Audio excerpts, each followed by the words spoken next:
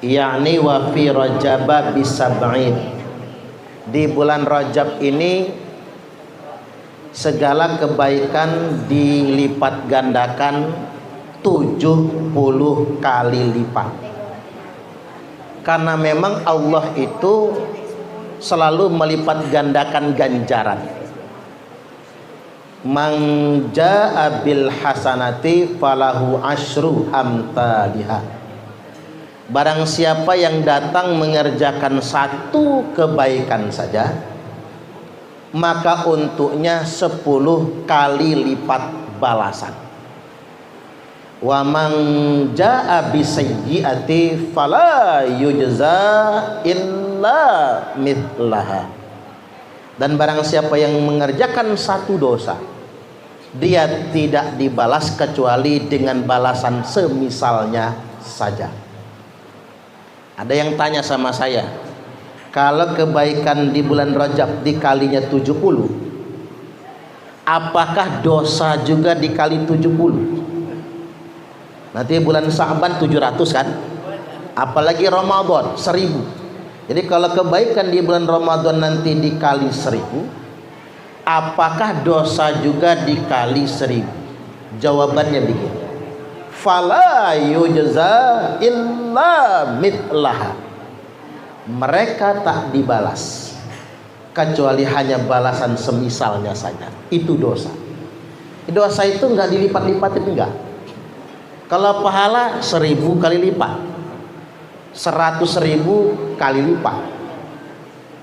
Bahkan kalau ibu-ibu sedekah buat pesantren, bukan buat pesantren ya, buat santri yang sedang mondok, 900.000 kali lipat. Kalau pahala bisa dilipat-lipat. Tapi kalau dosa, tidak ada dosa yang berlipat-lipat. Yang ada paling kategorinya dosa besar, dosa kecil. Paling itu kategorinya. Artinya Allah Maha Baik. Di mana kebaikan kita pahalanya dilipat gandakan. Sampai pada hitungan yang hanya Allah saja yang tahu. Jadi jangan ibu kira dilipat gandakannya itu maksimal 900.000 kali lipat atau 1 juta kali lipat.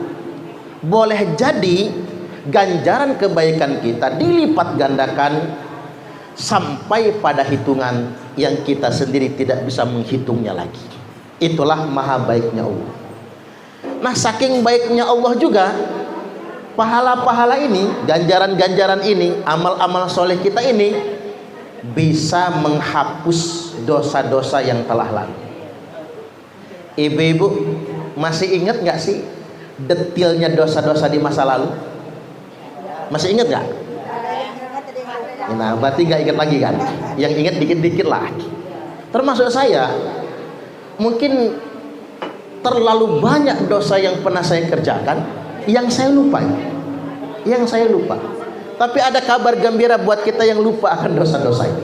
Apa kabar gembiranya? Wa atbi'i sayyi'atal hasanata tamhuha.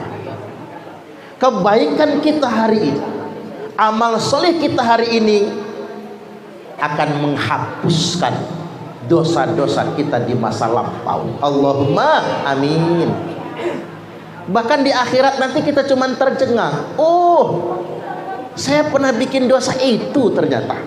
Ingatnya di akhirat. Tapi begitu kita ingat, dosa itu sudah diampuni oleh Allah. Lalu kita bertanya, ya Allah, dengan apa engkau mengampuni dosa ini? Sedangkan kami sudah melupakan dosa itu. Yakni seperti yang disabdakan oleh Nabi, wa atbi'i sayyi'atal hasanata tamhuha. Ikuti dosa-dosa yang pernah engkau kerjakan di masa lampau dengan kebaikan di masa kini, tamhuha. Niscaya kebaikan di masa kini akan menghapuskan dosa di masa lampau. Mudah-mudahan ya Bu, gara-gara ibu-ibu ini rajin silaturahim, rajin ke Miftahul Jannah, rajin tahajud, rajin duha, rajin sedekah. Dosa-dosa kita yang di masa lalu, yang masih kita ingat ataupun yang sudah kita lupakan, semua dihapuskan oleh Allah Ta'ala. Allahumma amin. Tuh, kurang baik apa Allah? Yang ketiga, kabar baik dari Allah itu adalah Sekecil apapun amal itu bisa menghantarkan kita ke surga. Kayak ibu-ibu ini berangkat ke sini niat silaturahim, maka malaikat mengiringi dengan berkata tibta wa taba mamsyaka, bagus kamu dan bagus perjalananmu ini. Ibu-ibu ini kan gimana nggak bagus, banyak pengorbanan berangkat ke sini, betul nggak? Bukan cuma bensin kan Bu, bukan cuma waktu, termasuk make up kan gitu ya, berkorban ngabisin lipstick gitu ya, ngurangin stok bedak kan begitu ya, baju pulang dari sini kan mesti dicuci kan begitu ya, macam-macam. Ini pengorbanan ini karena saking rutinnya biasa gitu, kita anggap sepele. Tapi ingat, walaupun pengorbanan ini tampak biasa, tanpa sepele, apa kata malaikat yang ngikutin kita ke sini nih? Malaikatnya ikut Bu. Jadi yang ngomong tibta wa toba mamsyaka itu ikut ke kita sekarang. Dia closing dengan kalimat wa tabawwa'ta minal jannati manzilan. Allah sudah persiapkan kaplingan untukmu di surga. Kapling di dunia tanah kosong, tapi kapling di surga adalah istana yang lengkap dengan semua fasilitasnya. Istana yang lantainya terbuat dari kaca, yang di bawahnya ada air yang mengalir. Itulah mengapa di Quran disebutkan surga itu yang di bawahnya mengalir sungai-sungai dan ikan berwarna-warni, akuarium kayaknya ya. Jangan-jangan kita masuk surga nanti ngangkat baju takut basah, kiraan kita nyemplung sungai, ternyata ada lantai kaca di mana orang-orang akan bertelekan di atas dipan masing-masing. Ba'duhum ana ba'din yatasaalun, sebagian mereka dengan sebagian yang lain akan berbincang-bincang di surga. Jadi kalau ibu-ibu nanti pengen betul ngerumpi sampai puas, ngobrol sampai puas, enggak dosa, enggak kehabisan waktu, enggak capek, berbincang-bincanglah di surga. Karena di surga itu enggak ada capeknya Bu. Enggak, kita nih masuk surga enggak sih? Insya Allah. Kalau ngelihat wajahnya ibu-ibu ini kayaknya bakal masuk surga semua ini. Amin. Kayaknya ya Bu ya, kayaknya. Ya saya nggak berani mastiin karena saya bukan Tuhan. Tapi begitulah di surga, nggak ada capeknya. Di surga itu makan apapun tidak ada bosannya, tidak ada kenyangnya, dan tidak pernah buang hajat. Karena di surga nggak ada toilet Bu. Kalau di surga buang hajat, ya repot amat nanti bikin toiletnya. Pempronya di dunia soal semua soalnya. Baik, yang berikutnya yang paling saya tegaskan pada kesempatan kali ini, ya tasawuf. Kita ngobrol akrab di sana. Enggak ada bosan-bosannya, dan di surga itu yang wajib kita tahu enggak ada sholat.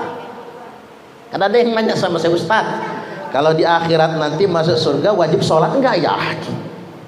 Di surga itu enggak wajib sholat. Makanya ibu-ibu yang merasa repot sama sholat, sabar Bu, tunggu mati. Kalau sudah mati enggak wajib lagi itu sholat. Masuk surga enggak ada sholat. Di surga enggak ada yang bayar zakat Bu. Ya siapa yang mau dizakatin? Enggak ada orang melarat soalnya. Di surga itu enggak ada puasa, enggak ada sholat, enggak ada puasa, enggak ada naik haji. Yang ada adalah kebahagiaan yang sejati, yang tidak pernah putus dan kekal abadi selama-lamanya. Mudah-mudahan masuk surga, Allahumma amin. Dan ingat, ternyata masuk surga itu gak berat.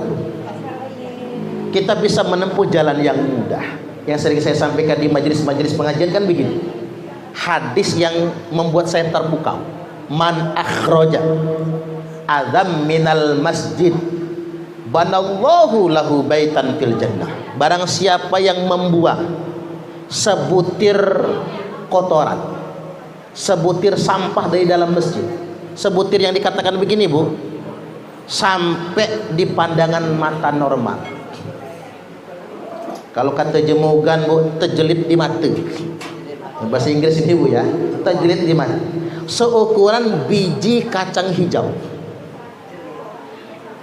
Ya Bu, seukuran biji kacang hijau atau seukuran belek di mata lah barangkali ya. Segitu saja yang kita ambil dari dalam masjid, kita masukkan ke kantong kita atau kita masukkan ke dalam tas kita, banallahu lahu baitan fil jannah, maka Allah bangunkan untuknya istana di surga. Allah maha baik, walaupun cuman sekedar itu semua. Jadi kan ada orang yang mendefinisikan dan membayangkan surga itu rumit banget. Masuk surga seakan-akan harus menempuh cara yang sulit, harus jadi teroris, harus ngebom dulu misalnya, Bu. Itu kan sulit sendiri. Karena ada kan orang yang memilih cara berislam yang sulit. TV haram, kan ada yang begitu. Sini ada nggak yang mengharamkan TV? Nggak ada ya. TV haram, foto haram, sekalian aja mobil sama motor haram, suruh naik unta aja sekalian. Dia memilih cara beragama yang rumit dan sulit. Ini yang tidak boleh kita lakukan. Kita memilih cara beragama yang mudah. Karena apa? Yassiru wala tu'assiru, mudahkan beragama ini, jangan dipersulit. Wabasyiru wala tunaffiru, gembirakan umat, jangan bikin mereka lari. Jadi jangan sampai orang menakut-nakuti atas nama agama, menakut-nakuti atas nama Islam. Pilih cara beragama yang mudah. Ada satu hadis lagi terkait dengan beragama yang mudah. Innad dina yusrun, sesungguhnya agama itu mudah.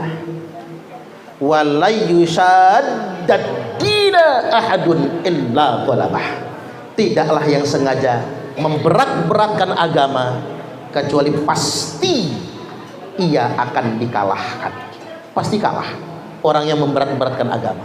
Makanya kita di Majelis Ta'lim Miftahul Jannah memilih cara beragama yang mudah, menggembirakan, menyenangkan, bukan yang sulit apalagi yang menakut-nakuti. Poin pertama.